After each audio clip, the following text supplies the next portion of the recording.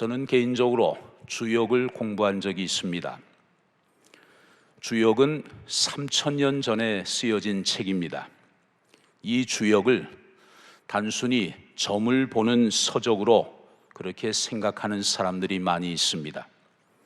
그러나 사실은 서구화 이전에 동아시아인의 전통적인 세계관과 그들의 지혜를 들여다볼 수 있는 고전 중의 고전이 바로 주역이지요. 오늘날 경영인들에게도 이 주역은 인기가 많습니다. 인문학적인 지혜를 경영에 접목하고 싶다는 그런 바람을 갖고 있는 것이죠. 또 고전을 읽었다고 하는 지적인 허영심, 게다가 불확실한 미래를 내다보고 싶은 미신적인 기대감까지 겹쳐서 이런 수요가 창출되었다고 볼 수 있겠습니다. 그런데 오늘 제가 왜 이 주역을 얘기하는가 하면 최근에 이 주역이 사람들에게 엄청난 관심을 받고 있기 때문이에요. 요즘 우리 사회에 많이 회자되고 있는 두 가지 단어가 있습니다. 하나는 화천대유, 또 하나는 천화동인. 우리 국민들 중에 이 단어 모르는 사람들이 없는 것 같아요. 이 두 단어는 주역의 64궤 중에 나오는 단어입니다. 특히 화천대유는 가장 좋은 궤 중에 하나로 알려져 있습니다. 화천대유, 사전적인 뜻은 하늘에 붙어 있는 밝은 해가 세상을 비춘다, 그런 뜻입니다. 또 천화동인은 사람들이 힘을 하나로 묶어서 큰 일을 이룬다, 그런 의미입니다. 화천대유는 주역의 14번째 궤입니다.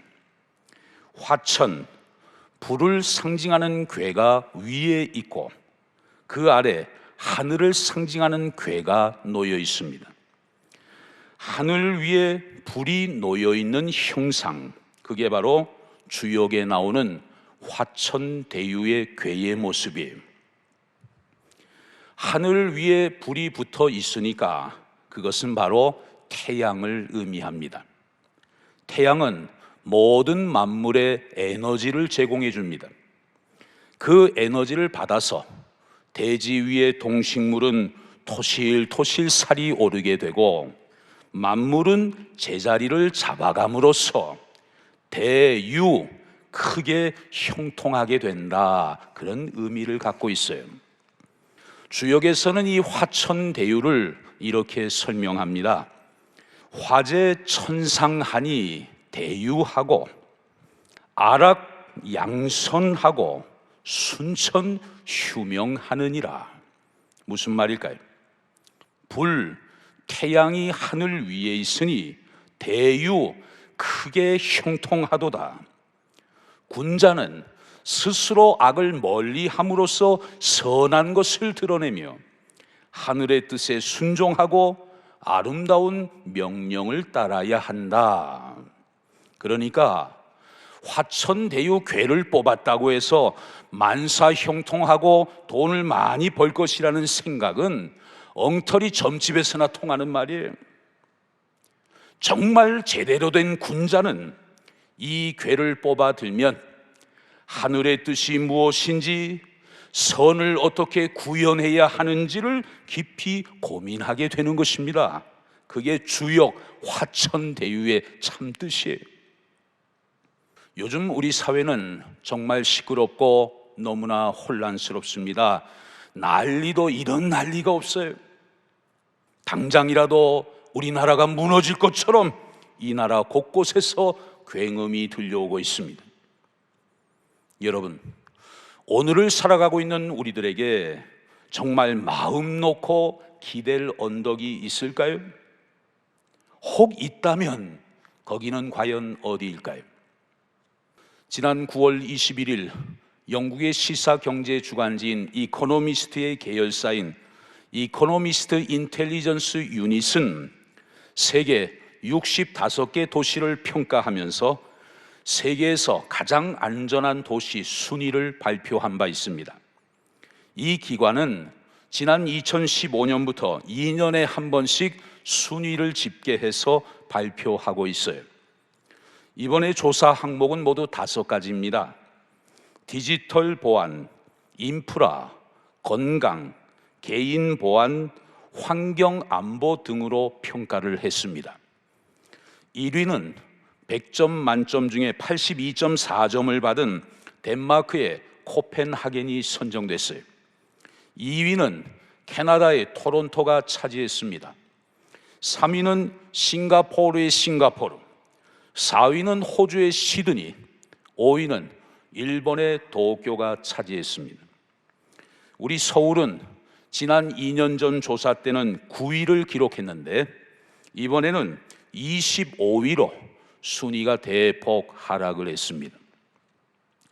덴마크의 코펜하겐이 전 세계에서 가장 안전한 도시로 선정된 것을 보면서 코펜하겐으로 이주하는 분들이 좀 계실지 모르겠습니다. 그런데 코펜하겐에 가서 살면 정말 안전하고 평안한 삶을 살 수 있을까요? 4자 성어 가운데 난공불락이라는 말이 있습니다. 그 뜻은 공격하기가 너무 어려워서 좀처럼 함락되지 않는다는 의미입니다. 역사적으로 보면 이 난공불락의 요새를 자랑하는 나라들이 있었습니다. 대표적인 예로 중국의 만리장성을 들 수 있겠습니다. 주전 221년 중국의 진시 황제가 이 성을 쌓기 시작을 했어요. 그리고 오늘날의 만리장성을 축조한 사람은 주후 15세기 초 명나라의 영락제가 성을 쌓았습니다. 10여 년 전에 제가 그곳에 가보았는데 실제로는 만리가 넘더라고요. 엄청난 성을 쌓아서 북쪽에서 침략해오는 오랑캐들을 막기 위해서 인류 최대의 건축물을 쌓게 된 것입니다. 그러나 17세기 만주족이 만리장성을 뚫고 내려와서 베이징을 함락시키고 명나라를 멸망시키고 그래서 청나라가 시작되지 않았습니까? 철옹성처럼 보였던 그 만리장성도 결국 무너지고 만 것입니다. 세계적으로 보면 인간이 만들어낸 최고의 군사 건축물 중에 하나로 손꼽히는 난공불락의 요새가 또 있습니다. 프랑스가 독일과의 국경지대에 쌓았던 그 방어벽을 빼놓을 수 없을 거예요. 1918년 11월 1차 세계대전이 끝났습니다. 그러나 독일의 히틀러의 등장으로 언제 전쟁이 다시 시작될지 알 수 없어서 모두가 불안해하던 시기였습니다. 프랑스는 다시는 이러한 참혹한 전쟁을 치룰 수는 없다고 생각을 했어요. 그래서 1927년 독일과 맞닿아 있던 그 국경지대에 총 길이 750km에 달하는 콘크리트 방어벽을 쌓고 그 안에 엄청난 방어 시설물들을 건설하기로 그렇게 결정을 하게 돼요. 그 이름이 바로 마지노선이죠. 이 계획을 제안한 육군 장관 앙드레 마지노의 이름을 따서 그 이름을 붙였습니다.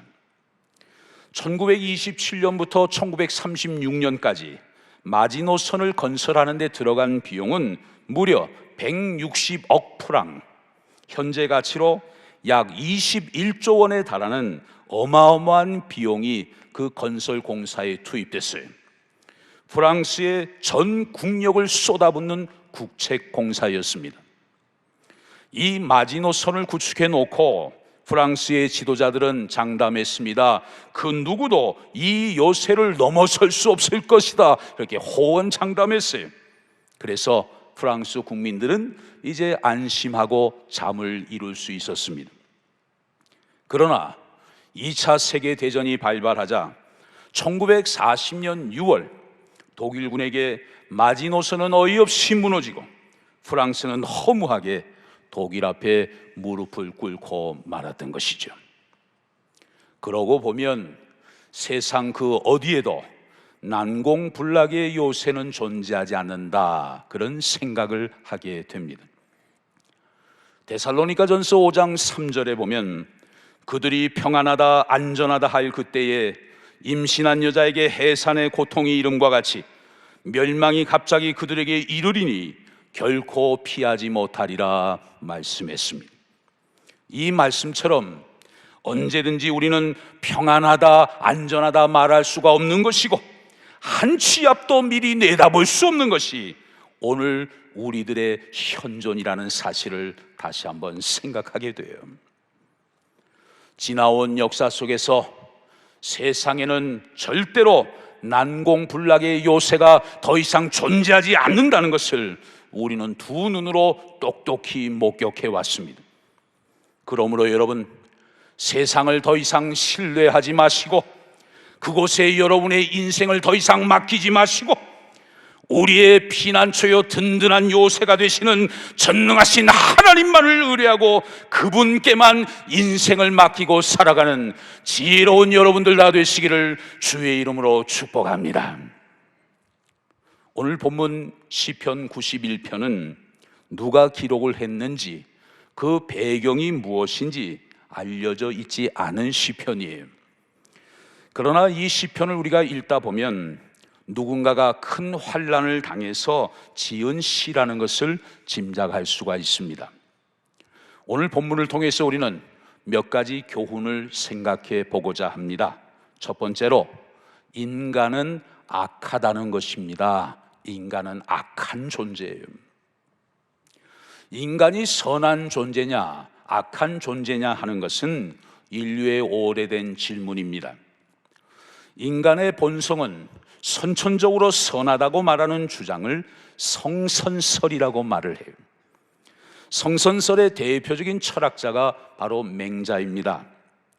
인간은 선천적으로 선한 본성을 타고나는데 후천적으로 물질적인 욕심에 의해서 나쁜 행위를 하게 되는 것이라고 맹자는 주장해요. 반면에 인간의 본성은 선천적으로 악하다는 주장을 성악설이라고 말을 합니다. 성악설의 대표적인 철학자는 순자입니다. 인간의 본성은 악한데 교육이나 학문이나 수양 등의 그 후천적인 교육에 의해서 인간은 좋은 행위를 할 수 있게 되는 것이라고 순자는 주장을 해요. 성선설이냐 성악설이냐 정말 쉽지 않은 문제입니다. 그러면 성경은 이 문제에 대해서 뭐라고 말씀을 하실까요? 성경은 인간이 하나님의 형상을 따라 지음을 받은 선한 존재임을 말해줍니다. 그런데 아담과 하와의 범죄로 말미암아 인간 속에 뭐가 들어왔어요? 죄가 들어오고 말았어요. 그래서 인간은 타락함으로 결국 낙원에서 추방을 당하고 말았습니다.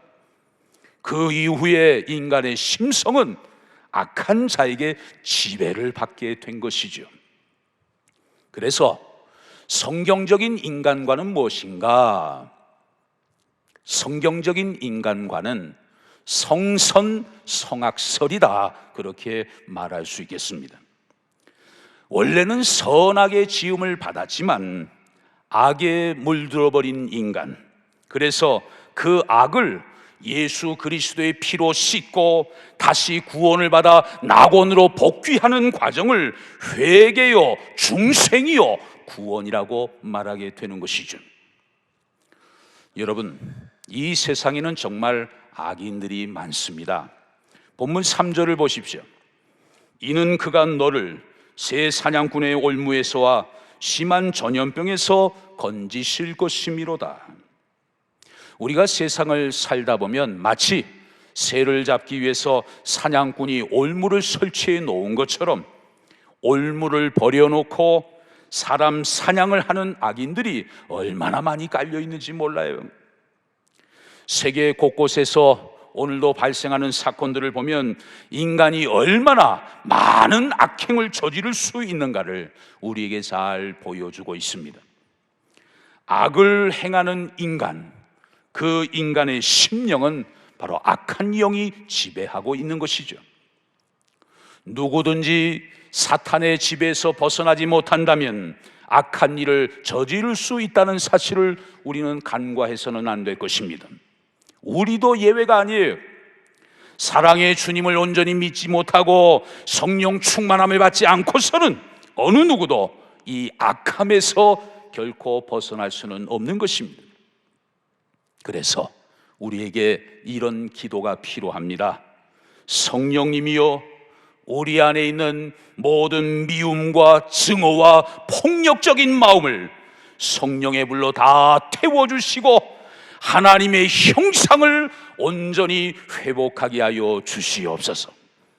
날마다 기도하면서 할 수 있는 대로 선한 삶을 도모하며 살아야 할 것입니다. 두 번째로 우리는 힘과 재물을 의지하지 말아야 한다는 거예요. 세계에서 제일 높은 빌딩을 보통 마천루라고 표현을 합니다. 이 마천루, 하늘에서 닿을 듯이 높이 솟은 건물, 그런 뜻이죠. 그래서 마천루 하면 과거에는 당연히 미국의 엠파이어 스테이트 빌딩을 생각을 했습니다. 1931년에 지어졌습니다. 지상 102층에 높이는 381m의 높은 건물이에요.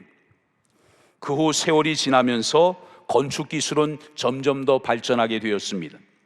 그래서 1973년 뉴욕에 110층의 빌딩을 짓게 되었는데 그것도 하나가 아닌 두 개를 마주 세워 놓았어요. 그 높이가 무려 417m이고 그 안에는 5만 명 이상이 근무했습니다. 미국의 부의 상징과 같은 이 건물이 바로 세계 무역센터 쌍둥이 빌딩 아닙니까? 그런데 이 빌딩이 2001년 9월 11일 테러에 의해서 허무하게 무너지고 말았어요.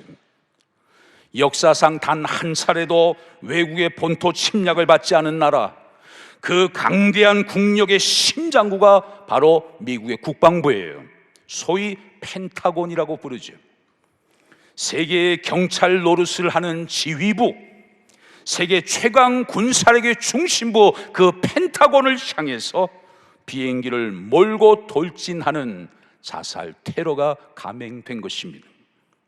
그래서 수많은 인명피해를 당하는 참사가 일어나게 된 것이죠.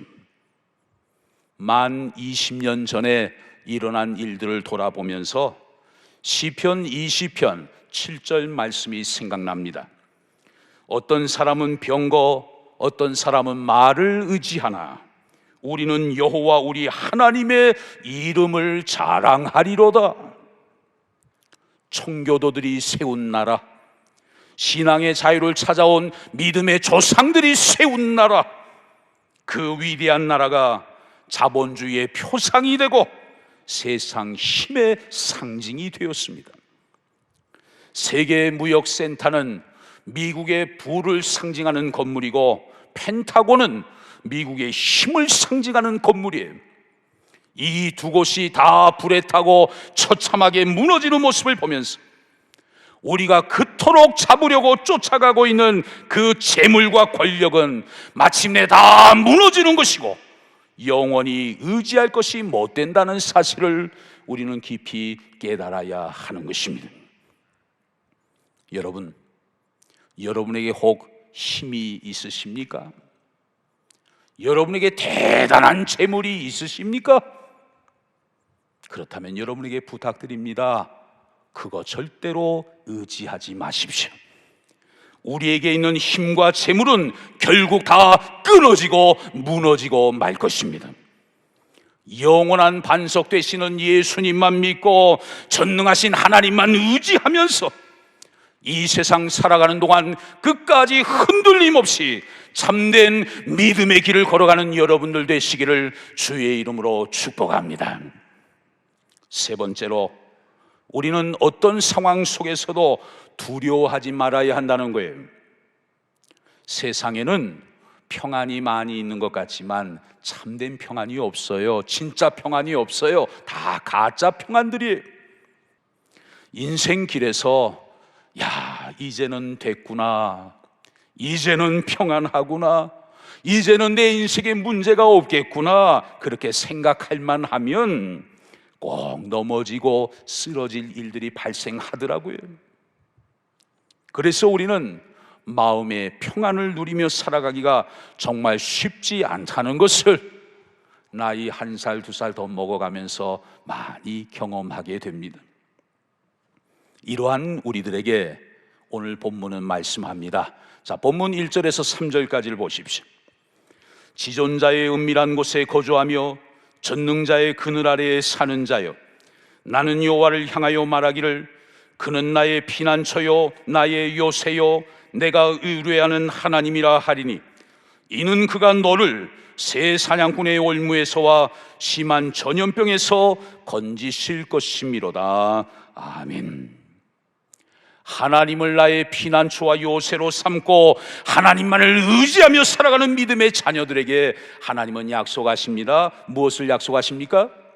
너를 악인들의 올무와 심한 전염병에서 건져줄 것이다. 얼마나 든든한 약속의 말씀입니까? 또 4절 6절을 보십시오.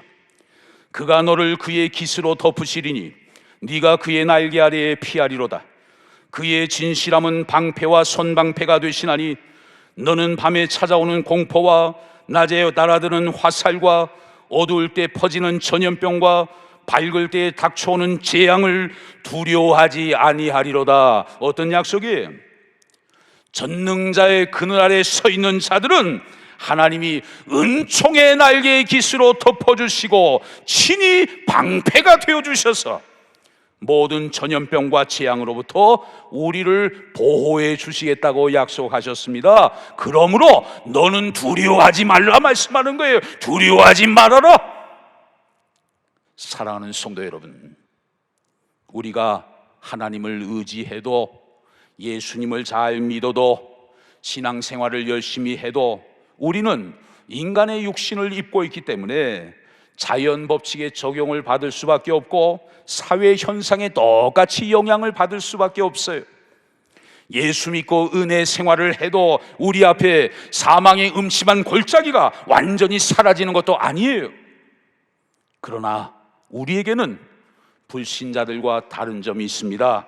그것은 해 받을 것을 두려워하지 않는다는 거예요. 왜 그럴까요? 어떻게 우리가 그럴 수 있는 것일까요?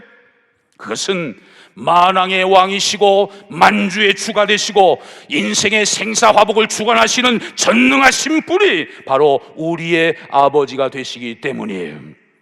그 아버지 하나님께서 오늘도 우리와 함께 하시며 우리의 걸음을 가장 선하고 복된 길로 인도해 주시기 때문이에요. 우리는 매일 뉴스를 통해서 세상에 극악무도한 악인들의 악행들을 날마다 보고 있습니다.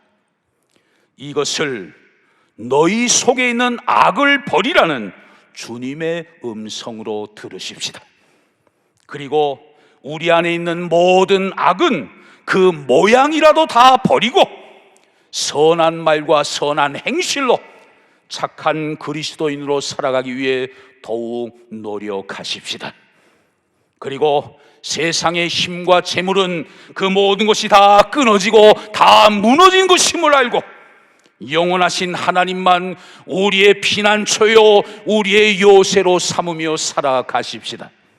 그 하나님이 전능자의 그늘 아래 우리를 지키고 보호하심을 믿고 어떤 상황 속에서도 두려워하지 않는 믿음으로 참된 평강의 삶을 날마다 이어갈 수 있는 복된 저와 여러분들이 다 되시기를 주의 이름으로 간절히 축원합니다.